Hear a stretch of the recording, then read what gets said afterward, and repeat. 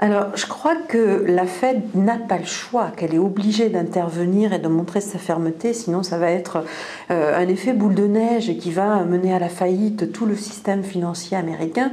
Par contre, il faut très rapidement, et là je crois que la Réserve fédérale a un petit peu tardé, et le contexte politique américain n'est pas forcément très propice à cela, il faut très rapidement penser une législation. Il faut à nouveau réguler, puisqu'on a énormément dérégulé dans les années 80 et qu'on commence à en voir les conséquences. Donc il faut à nouveau réguler ce système financier, éviter toutes les dérives que l'on a connues ces dernières années qui ont mené à la crise des subprimes et puis aux conséquences après cette crise des subprimes. On nous avait dit la crise est terminée, vraisemblablement ça ne fait que commencer.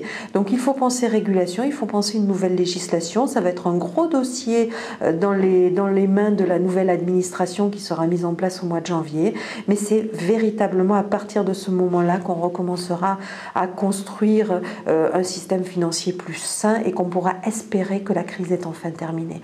La Réserve fédérale interviendra, continuera à intervenir, elle n'a pas le choix tant qu'elle n'aura pas recadré le système, les faillites et la crise continueront.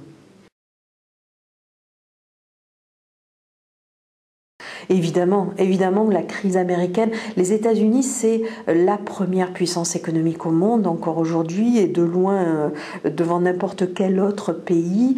C'est la première puissance financière au monde. Ça draine une capitalisation phénoménale parce que c'est une économie qui est fondée sur l'endettement et une capitalisation puisque l'ensemble des acteurs de cette économie sont endettés, des capitaux qui viennent de l'étranger. Donc évidemment, parce que c'est la première puissance et parce qu'elle est financée par l'étranger, la crise aux États-Unis, la crise financière aura des conséquences pour l'ensemble de la planète. Et j'irai même plus loin, les conséquences financières, on commence à les voir. On les a vues avec la crise des subprimes et à l'automne dernier, l'automne 2007, la chute des bourses en Asie puis en Europe. On les voit aujourd'hui avec de nouveau des alertes sur les places financières asiatiques, un certain nombre d'alertes sur les places financières européennes à l'ouverture ce matin. Je parle d'alerte parce qu'on est en début de semaine, qu'on ne sait pas encore comment ça va continuer. Ça peut devenir une vraie crise financière, boursière et financière. Ça ne peut être qu'une alerte. Ça, on verra avec dans la suite de la semaine et sur la fin du mois de septembre, début du mois d'octobre.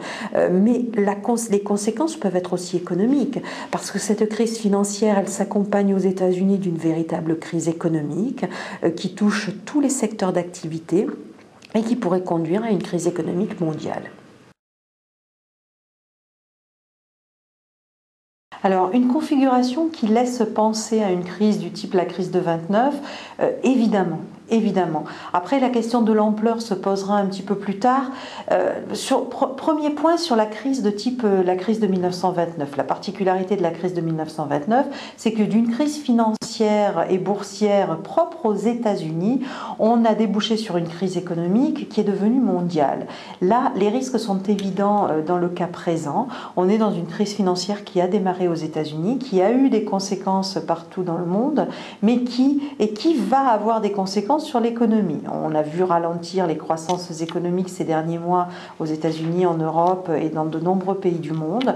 Il est évident que ça devrait se poursuivre, même si le Fonds monétaire international, il y a une dizaine de jours, était plus optimiste sur la situation américaine. Je crois qu'aujourd'hui on sait que l'optimisme n'est pas de mise et que les situations économiques vont être très difficiles. Donc de ce point de vue-là, on est typiquement dans une configuration crise de 1929. La question qui se pose, c'est sur l'ampleur.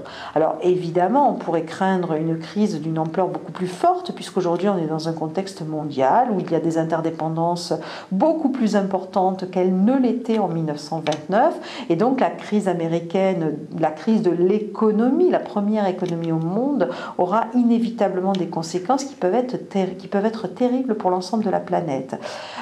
Malgré tout, la différence avec 1929, c'est qu'on sait aujourd'hui quelles peuvent être les conséquences de ces crises et qu'on peut espérer qu'avant que la crise n'atteigne une ampleur comme celle de 1929, nos dirigeants politiques dans tous les pays qui ont l'habitude de discuter ensemble dans différents cadres, que ce soit au Fonds monétaire international, que ce soit à l'OMC pour ce qui est du commerce, que ce soit dans le cadre du G8 ou de différentes réunions bilatérales ou régionales, internationale, nos dirigeants à tous les niveaux ont l'habitude de discuter, connaissent aujourd'hui les conséquences possibles de telle ou telle crise, de tel ou tel événement, et connaissent également les instruments qui peuvent permettre de redonner confiance aux acteurs de l'économie, de freiner ou de limiter les conséquences d'une crise financière ou d'une crise économique.